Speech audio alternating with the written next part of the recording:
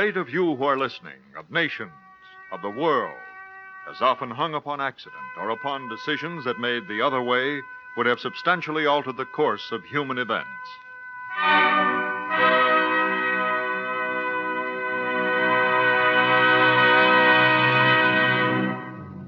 Suppose by a stroke of fate, Pickett's famous charge at Gettysburg had been successful. Suppose fate had decreed that the assassin who shot President Lincoln had missed. Yes, much depends upon a stroke of fate. And tonight we rewrite history as we present a dramatic conception of what might have happened if, by a stroke of fate, the French in 1936 had opposed by military force Hitler's occupation of the Rhineland. On March 7, 1936, the German army marched into the Rhineland, which had been demilitarized under the terms of the Versailles Treaty, which ended World War I. The German march was in defiance of the Versailles Treaty. It could have been stopped through forceful action by the French and the British, but they did not take the necessary action. Tonight's story is historically true up to our stroke of fate, in this case, a decision. After that, speculation based on genuine historical possibility. Had the stroke of fate really occurred, our story might have been related by the German Army's Chief of Staff in 1936, General Ludwig von Beck.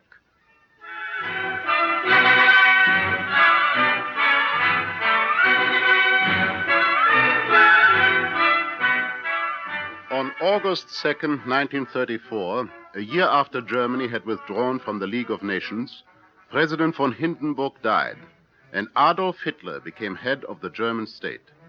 That same morning, the army took an oath of fidelity, not to the state, but to the Führer personally. Many of us on the General Staff resented the Führer as being something of an upstart, but our respect for him grew somewhat when he was able to increase the pace of German rearmament in contradiction to the terms of the Versailles Treaty without penalty. Although the French were dismayed, the British government at this time, and most of the British people, were deceived by the Führer's declaration of peaceful intentions. But in England, there was a voice raised. Winston Churchill's. The Germans demand equality in weapons and equality in the organization of armies and fleets. And we have been told you cannot keep so great a nation in an inferior position. What others have, they must have. I have never agreed. It is a most dangerous demand to make. Nothing in life is eternal. But as surely as Germany acquires full military equality with her neighbors, while her own grievances are still unredressed, and while she is in the temper which we have unhappily seen, so surely should we see ourselves within a measurable distance of the renewal of European general war.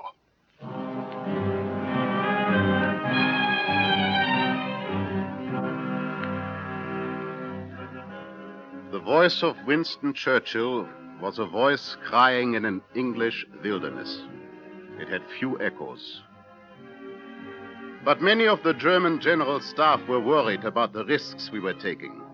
And in 1936, at an important meeting with the Führer in the Reich Chancellery in Berlin, at which the commanding general of the army, General Werner von Fritsch, and myself as Chief of Staff were present.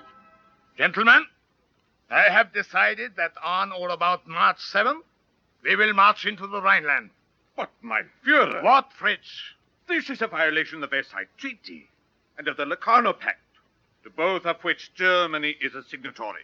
Both are meaningless. Scraps of paper. We signed them because we were forced to. They are ropes around the neck of the Reich, strangling us. I will break them. Pardon me, mein Führer. I am as anxious as any German, as even yourself. The German troops should once more occupy the Rhineland, but... You imply doubt? There must be no doubts. I have none. Mein Führer, Yes, General von Beck. I believe that what General von Fritsch wishes to point out is that France... What about France? France, mein Führer, will not permit us to re-enter the Rhineland without armed resistance. England, under the Locarno Pact, must come to France's aid, and we will be faced with overwhelming military might which we cannot successfully challenge. France alone has almost 100 divisions... We have 36 divisions. And 36 German divisions are worth more than 100 French divisions. Pardon, mein Führer, but we have only 6 well-trained divisions at present and merely cadres for the other 30. If we were to wait for, say, 2 years... Wait, no! Strength lies not in defense, but in attack. You talk of France. Shall I tell you what France will do? She will not march without England, and England will not help her. England will say that we are going into our own back garden. England wants peace. All except that Schweinehund Churchill and some of his crazy followers. Well, I will promise them peace. Not merely for now, but for 25 years to come. Mein Führer... What did these degenerate democracies do when last year I ordered conscription? That, too, was a violation of the Versailles Treaty. England, France, and Italy met at Stresa, did they not? They said they found themselves in complete agreement in opposing any unilateral repudiation of treaties which may endanger the peace of Europe. And that's all that happened. An agreement, trash. That did not stop conscription in Germany. England and France are not concerned with us now, but with Mussolini's conquest of Ethiopia. The League of Nations has ordered a few sanctions against Italy, but England and France are afraid to permit the League to order a sanction on oil, the one sanction that will force Mussolini to withdraw his troops, because he has threatened war against them if they do. Mussolini has successfully defied 34 members of the League of Nations. Am I less than Mussolini? We will march into the Rhineland and take what is ours. We will defy the world. But, mein Führer, in spite of all you have said, France should attack us. She will not. Yes, but if she should, the army is not as strong. It's not strong enough either in men or equipment to have even a remote chance of victory. It is an incredible risk. Germany must be a world power or be nothing. We will fortify the Rhine into a wall of steel and flame. We will separate France from its Central European allies and the Danube Valley. The Balkans and all of Eastern Europe to the Russian border will become living space for Germany, our Lebensraum. It is worth risking everything for that. Mein Führer, will you take the responsibility for this action? Sole responsibility. Gentlemen, this means the end of the Versailles Treaty. I will free Germany from that death sentence, if necessary, by nothing but my own fanatical will.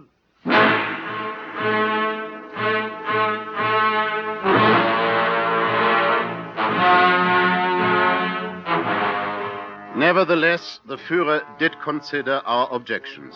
For on March 6, 1936, there was another meeting in the Wilhelmstrasse with General von Fritsch, General Werner von Blomberg, the Minister of War, and with General Hermann Göring present.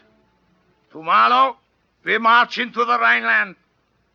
But, out of regard to the fears of some of you, I order that the generals commanding the occupation force carry instructions to the effect that if French soldiers enter the Rhineland, our army is to immediately retreat without in any way opposing them.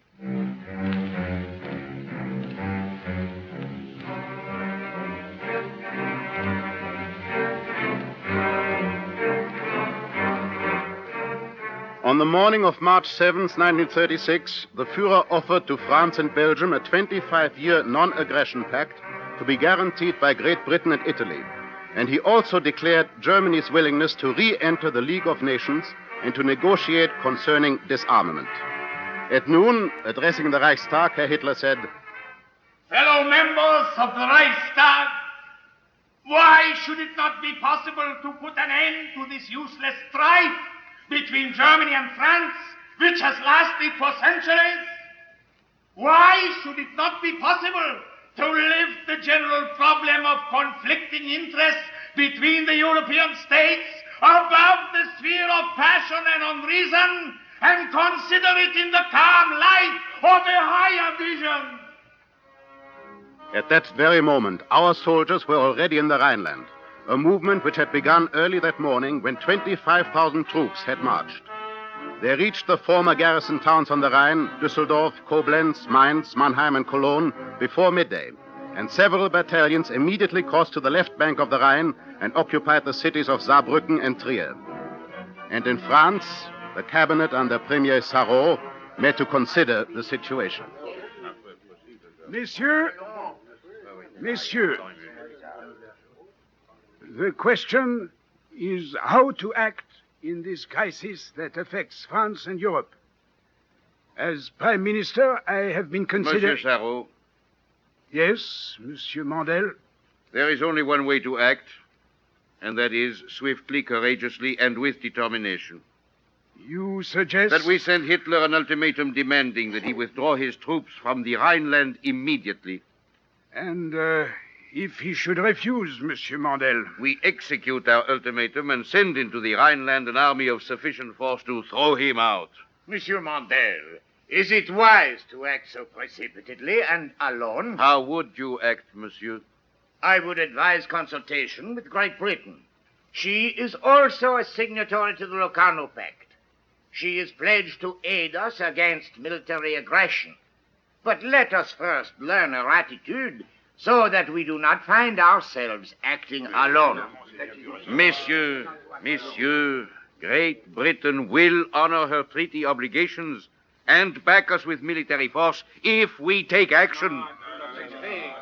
However, if we ask the British government what it intends to do in the present temper of British public opinion, and considering the too trusting attitude of the Baldwin government toward Hitler, we will be dissuaded from taking any positive action whatsoever. Oh, not at all, monsieur. But yes, we will be urged to refer the entire matter to the Council of the League of Nations. Hitler may be censured, but he will have the Rhineland. And the detrainment points from which the German army can invade France will have been advanced 100 miles. This, monsieur, must not happen. Monsieur Sarraut, have you consulted with the commander-in-chief? Yes, I have. General Gamelin said that, in view of what he believes is the size of the German occupation force, and considering Hitler's stage of preparedness, if we are to take armed action, there must be nothing less than general mobilization. General mobilization? The cost of that would be fantastic. The country would never accept it. And there is an election approaching. An election? Better a few, a million politicians lose their offices than France its existence. Messieurs, if Poincaré and Clemenceau were alive today, what do you think they would do? They would throw this challenge back into Hitler's teeth. They would march into the Rhineland, and so must we. Hitler has destroyed the Locarno Pact. But Hitler has said he still recognizes Locarno, and he has offered a 25-year non-aggression pact. Oh, how can we be so idiotic as to believe a congenital liar like Hitler, who has broken his word of dishonor time without number, who article by article has torn up both the Versailles Treaty, which Germany was forced to sign at the end of the last war, and the Locarno Treaty, which she signed of her own free will in 1925. Messieurs, Hitler is not yet prepared for war. There is a risk, of course, that he may fight, but we must take it. This is our last chance. If we do not stop Germany today, a world war is inevitable. We must act now.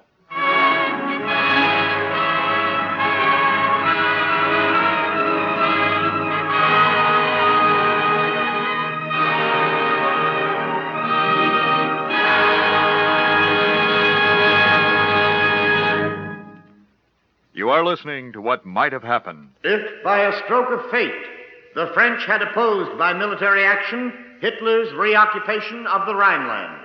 Our story has been historically true up to this point. From now on, historical possibility guides our imagination.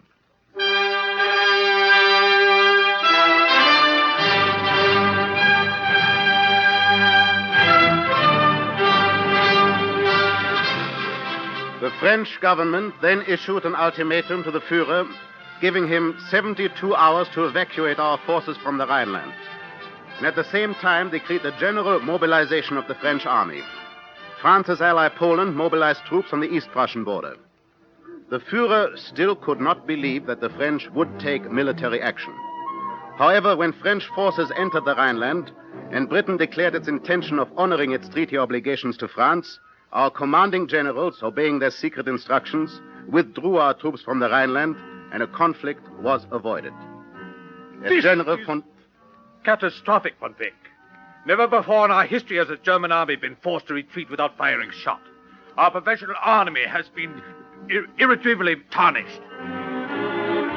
With the French and Polish armies poised on our borders, memories of 1918 rose to plague our people, who realized for the first time the disasters towards which the Führer's fanaticism was leading them. Sensing that his position was tottering, the Führer struck out against all opposition with increased ferocity. But brave critics would not be stilled. From one pulpit,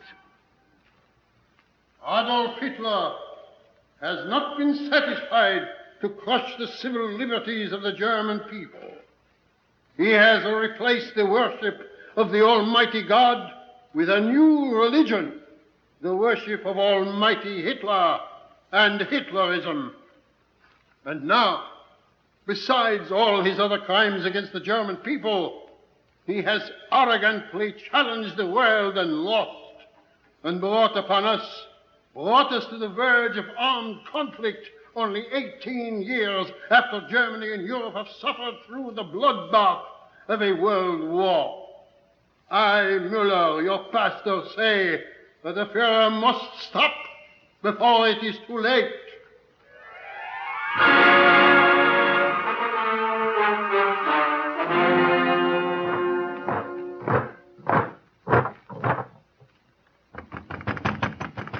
Who is it? Security police.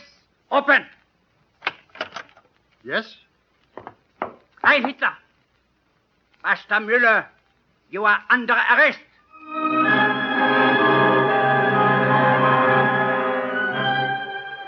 a few trade union leaders also dared to raise their voices against the Führer, as did some communists and a number of former mayors of German cities who had been removed by the Nazis.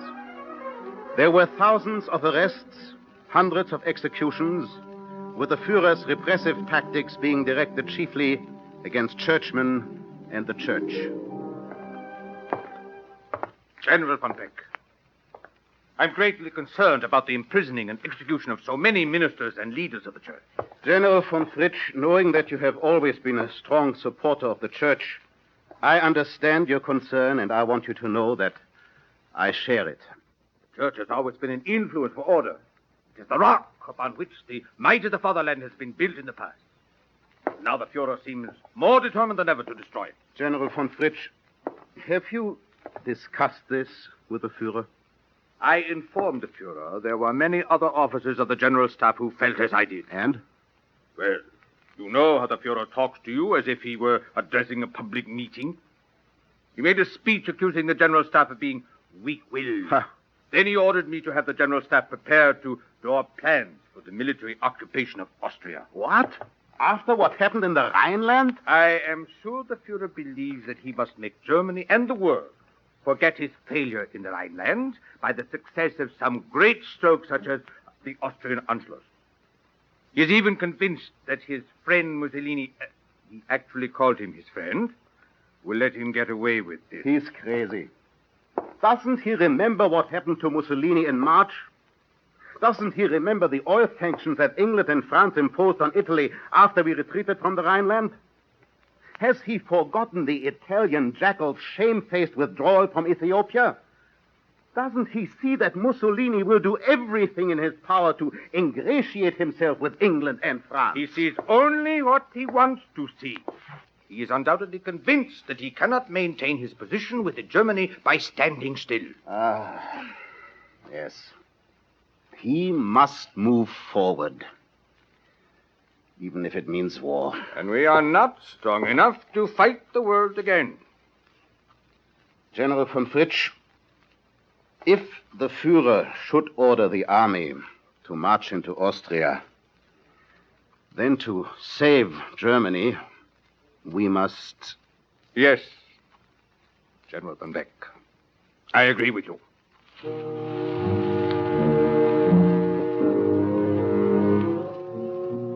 On May 21st, 1936, the Führer in a speech to the Reichstag said, Germany neither intends nor wishes to interfere in the internal affairs of Austria, to annex Austria, or to conclude an Anschluss. In July 1936, a treaty was signed with Austria in which Germany agreed that it would not in any way influence the internal affairs of Austria, nor give any active support to the Austrian National Socialist Party. Within 5 days after this pact had been signed, the Führer sent secret instructions to the National Socialist leaders in Austria to increase their activities. In Germany, the Führer had apparently suppressed opposition, but only apparently. And dissatisfaction within the general staff and among many officers increased. In July 1937, General von Fritsch and I were summoned to a conference with the Führer. We made preparations, for we knew why we were summoned. Gentlemen, I have decided. The day after tomorrow, the army will move over the border into Austria in accordance with the prepared plan of Case Otto. Pardon, mein Führer, but have you considered the terrible consequences to Germany of an Austrian invasion? General von Beck, of course I have considered what you call these terrible consequences. Mein Führer, France is already in the Rhineland. So, Fritsch, She will attack from the west. Mussolini will send troops to the Brenner Pass as he did in 1934 when Dollfuss was assassinated. you generals, you are the same kind of weaklings who lost the last war for the fatherland. I am the only one who has the courage to take the risks we must take to survive. Once we have Austria, the doors will be open to Czechoslovakia and southeastern Europe. But, mein Führer, we will not be permitted to take Austria. This is national suicide. I want no argument. I have an intuitive feeling for the right moment to strike. And this is the moment, now. Mein Führer, your intuition betrayed you in the Rhineland incident. I told you I want no argument. You will issue orders for the army to march into Austria the day after tomorrow, in accordance with the prepared plan. This is a command. Mein Führer, we cannot issue such an order. And if we did, the General Staff would refuse to obey. Traitors! Have you forgotten the oath that you and every other soldier swore to me as your leader? There comes a time when loyalty to the fatherland must supersede loyalty to any one man, no matter how highly placed. You are under arrest, both of you! No, Herr Hitler! To the contrary, it is you who are under arrest. Have you gone mad, you insubordinate fools? How dare you speak this way to me? Colonel Farben, arrest Herr Hitler.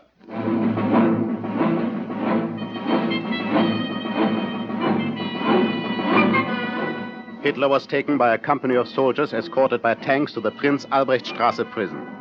Our plans had been well made and were perfectly executed. Goering, Goebbels, Rosenberg, and the rest of the Nazi hierarchy were arrested. The General Staff issued a proclamation explaining the necessity for our action, calling for loyalty to the fatherland and threatening the severest punishment to those who resisted. The army, with few exceptions, was faithful to the generals. The exceptions were dealt with.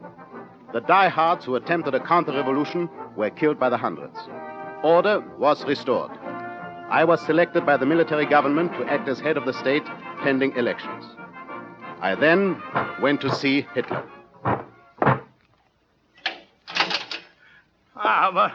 What do you want? Herr Hitler, I will waste no words. Filthy swine! Degenerate traitor, destroyer of the fatherland! In accordance with the verdict of the court-martial, you are to be executed within half an hour. The court-martial was illegal. Within half an hour. Execution squad is ready. You would not dare! All Germany will be bathed in blood. Order has been restored. We will maintain it. I offer you a choice. What choice? You have always prided yourself on being a soldier. You can take a German soldier's way out. Not the corporals, an officer's. You're crazy! All of you, degenerate swine! I will leave this revolver here on the table. It contains 1 bullet. I advise you to use it. If you do not, you will be taken out and executed.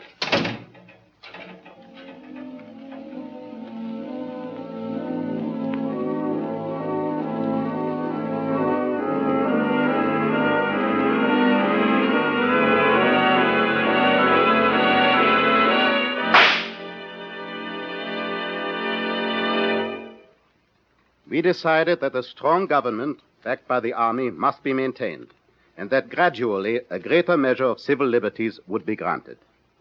In the meantime, the anti-Semitic regulations, which had so blackened Germany's name throughout the world, were relaxed. The government also decided Germany must re-enter the family of nations, and we offered to join the League of Nations. Realizing that a continued armaments race would be economically ruinous to us, we sincerely suggested a world disarmament conference. The Hitlerian era was ended.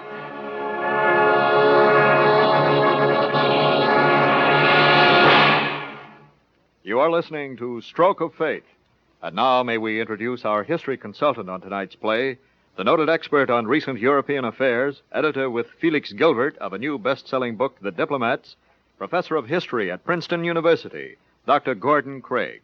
The stroke of fate this evening was the decision of the French cabinet to mobilize and send troops into the Rhineland. Had this been done, tonight's story, after the stroke of fate, might not have been fiction, for Hitler had ordered his troops to withdraw from the Rhineland if French forces opposed them. Actually, the French government passed the buck to the English. The English expressed doubt about the effectiveness of retaliation, and Prime Minister Baldwin refused to take the risk of war. The Western powers then took no effective measures, and Hitler was left in military possession of the Rhineland. Simultaneously, Mussolini was permitted to emerge from Ethiopia victorious. Anglo-French weakness convinced the dictators that there would be no real opposition to any further aggression. By July 1936, they were both aiding Franco in Spain, and by November, bound together in the Axis, they resolved to destroy the last vestiges of collective security. In February 1938, Hitler removed von Fritsch from office and dismissed other generals whose loyalty he doubted. Beck retired voluntarily in protest against Hitler's aggressive plans and was subsequently involved in the officers' revolt of 1944, committing suicide when it failed. Meanwhile, in March 1938, Hitler completed the Austrian Anschluss without opposition. In September, at Munich, he was given Czechoslovakia's richest provinces. In March 1939, he seized what was left of that unfortunate country and drew up his plans for the reconquest of the Polish corridor. The Western powers, who might have stopped Hitler without force in 1936 when fate knocked at their door, found now that they could not restrain him without resort to weapons. Thus came the Second World War, which destroyed Hitler, but which also destroyed the very fabric of the European state system and created the uneasy and perplexed world in which we now live. Thank you, Dr. Gordon Craig.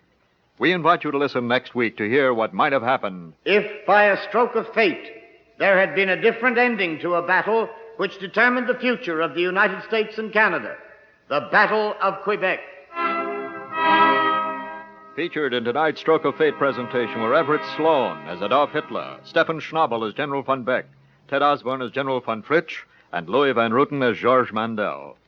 Your announcer is Lionel Ricou. Stroke of Fate is produced by Martin Lester Lewis, conceived and written by Mort Lewis, directed by Fred Weihe, prepared in consultation with the Society of American Historians. This is the NBC Radio Network.